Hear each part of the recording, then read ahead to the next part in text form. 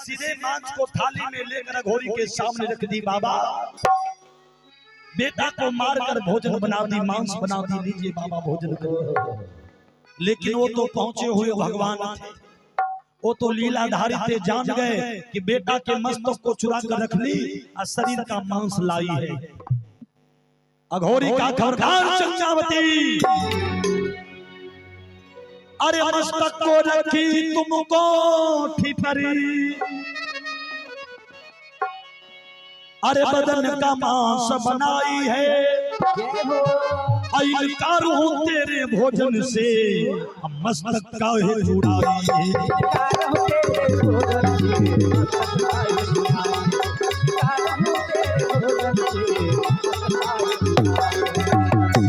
कहा पापनी, तुम दोनों प्राणी मेरे साथ छल किया है, बेटा के मस्तक को चुरा कर रख दी है, इस शरीर का मांस बना करके लाई, अब तुमरे यहाँ भोजन नहीं करेंगे। देख लियो बेटा का मरवाई दिल गए, महात्मा भोजन करे ले तैयार। चंगावती चरण में गिर पड़ी, कहा बाबा एक गो बेटा था या भागिन, माँ की ममता मानी नहीं गई, मैं सोची आप जब चले जाइएगा तो बेटा के मस्तक को निकाल कर भरपेट रो लूंगी, इसीलिए बेटा के मस्तक को चुरा करके रख ली।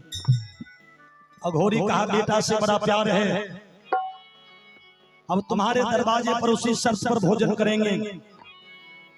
अरे दोनों मिल करके कूटो,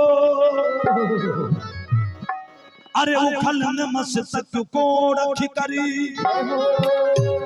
कहा बेटा से बड़ा प्यार है, सुन जाओ दोनों प्राणी घर, और बेटा के मस्तक को निकाल कर एक उखरी में रख कर दोनों प्राणी समाठ लेकर कूट दी।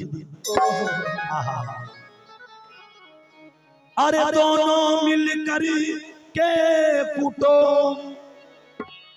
अरे उखलन मस्तक को रख करी, अरे गाना भी गाओ साथ साथ मांस बनाओ तुम।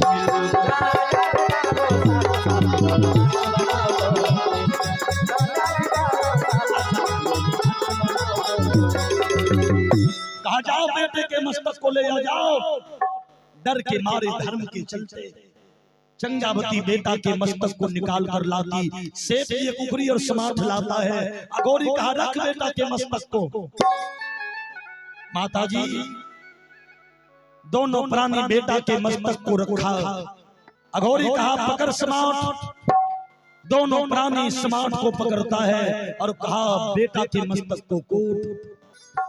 देखिए बारे लीलाधारी चंगावती दोनों प्राणी बेटा के मस्तक को कूटना आरंभ किया।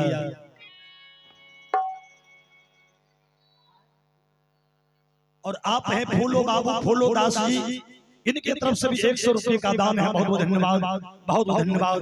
माता जी ध्यान देंगे, बेटा के मस्तक को चूर्ण करके जैसे मांस में मिलाती है, मांस सिद्ध हो गया। चंगावती मांस आगे देती, कहा बाबा अब तो भोजन करिए। अघोरी कहा 4 थरिया में मांस लाओ। चंगावती बोली 4 थरिया में मांस क्या करिएगा? अघोरी कहा 1 थाली का मांस भोजन मैं करूंगा, दूसरा थाली का भोजन तुम्हारा ये पति शेष करेगा, तीसरा थाली का मांस भोजन तू करेगी, और चौथा थाली का मांस भोजन तुम्हारा बेटा करेगा। बेटा का जो नाम लिया ना, चंगावती रोने लगी। कहा बाबा अरे इस दुनिया संसार में अरे एक था चंदन लाल, हंसते हंसते वो भी गया, अब न बचा कोई लाल। बाबा एक बेटा था, उस बेटा को मैं काट करके मांस बना दी, अब कौन बेटा है जो भोजन करेगा? अब हमको बेटा नहीं है। अघोरी कहा तब तो निर्वंश हो गई, निपुत्र हो गई। कहा हाँ बाबा। अघोरी कहा तब तो तुम्हारे यहाँ भोजन करना पाप है। जिसको संतान नहीं होता वो होता पुरुष निर्जाम।